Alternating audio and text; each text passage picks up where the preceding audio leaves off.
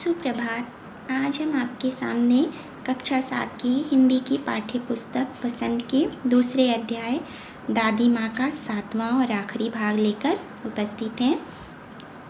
तो जैसा कि इसके पिछले भाग में हम इसके प्रश्नोत्तरों पर ध्यान दे रहे थे, उसी क्रम में आज हम भाषा की बात के प्रश्नोत्तर करेंगे। भाषा की बात अर्थात व्याकरण का हिस्सा। तो आइए इसके पहले प्रश्न को देखते हैं। पहला प्रश्न है, नीचे दी गई पंक्तियों पर ध्यान दीजिए। अब पंक्तियां हैं, जरा सी कठिनाई पढ़ते। दूसरी पंक्ति है, अनमनासा हो जाता है।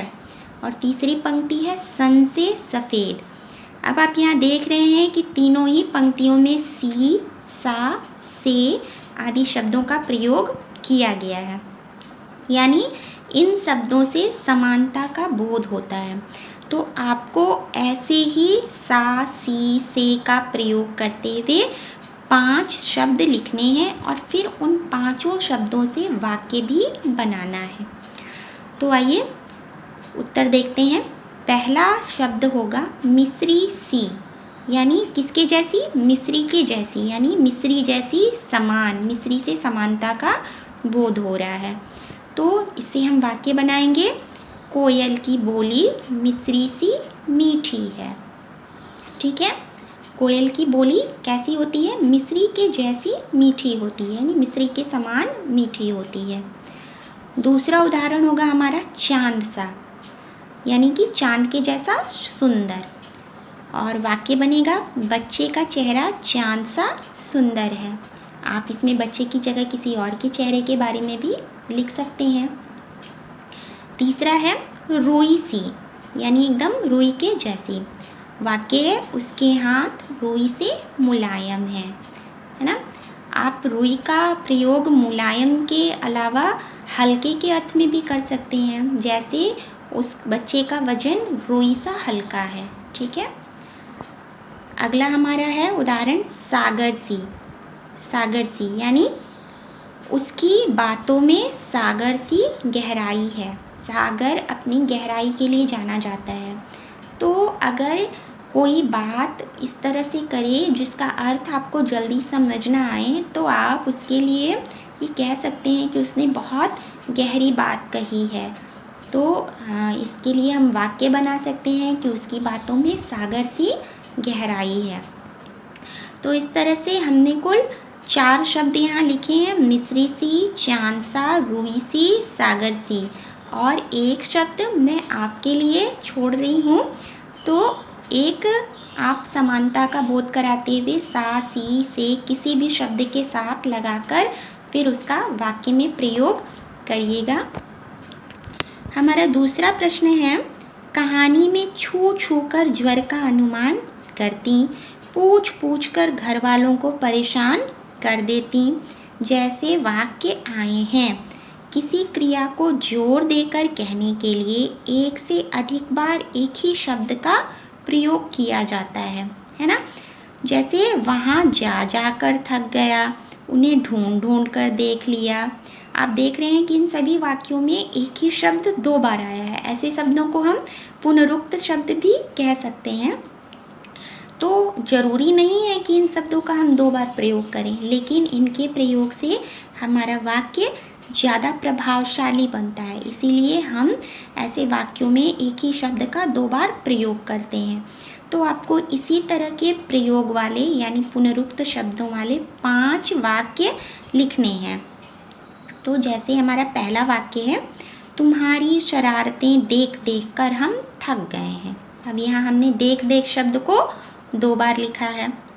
दूसरा वाक्य है, जोर जोर से चिल्लाकर मत बोलो। यहाँ जोर शब्द का प्रयोग 2 बार किया गया है। तीसरा है, आपके बार बार के सवाल से हम परेशान हो गए हैं। यहाँ बार शब्द का प्रयोग 2 बार है। चौथा वाक्य है, सबने चोर को पीट पीट कर अधमरा कर दिया। अब यहाँ पीट शब्द का 2 बार प्रयोग किया गया है। और 5वां है, पाठ को बोल बोल कर याद करो। यहाँ बोल शब्द का प्रयोग हमने 2 बार किया है। तो इस तरह हमारे सारे वाक्यों में देख, जोर, बार पीठ और बोल शब्द का 2 बार प्रयोग किया गया है ताकि हमारा वाक्य ज़्यादा से ज़्यादा प्रभावशाली प्रतीत हो। तो इस तरह से भाषा के बाद के हमने दोनों प्रश्नों का उत्तर लिखा। इसके अलावा मैं आपको गृह कार्य के रूप में कुछ प्रश्न दूंगी जिनका आपको उत्तर स्वयं करना होगा। तो गृह कार्य के रूप में आपका पहला प्रश्न है, सत्य असत्य लिखिए। पहला वाक्य है आपका, मेरे शुभ चिंतक मित्र मुँह पर मुझे प्रसन्न करने के लिए आने वाली छुट्टियों की सूचना देते हैं। आपको लिखना है कि ये वाक्य सत्य है या असत्य है। दूसरा है, रास्तों का कीचड़ अभी सूखा नहीं। तीसरा है, दादी दिन रात चारपाई के पास बैठी रहती हैं। चौथा है, दादी माँ को गवई गांव की किसी भी किस्म की दवाओं के नाम याद न थे। आपको इन चारों कथनों के सामने सत्य है या असत्य है ये लिखना है। गृह कार्य के रूप में आपका दूसरा प्रश्न है, खाली स्थान भरिए। खाली स्थान का पहला वाक्य है, मैं बीमार होने के कारण डैश में न जा सका। मैं बीमार होने के कारण डैश में न जा सका। दूसरा प्रश्न है, मेरा ममेरा भाई डैश दलान में सो रहा था।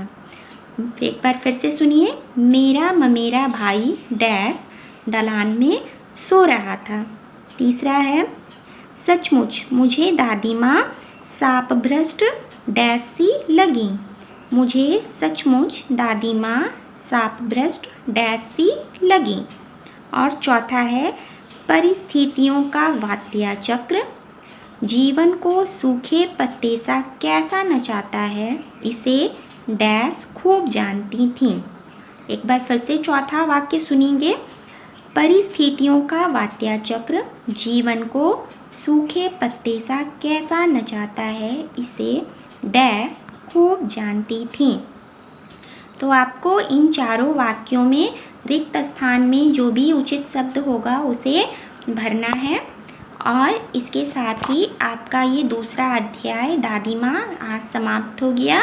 कल हम एक नए अध्याय के साथ फिर से उपस्थित होंगे। धन्यवाद।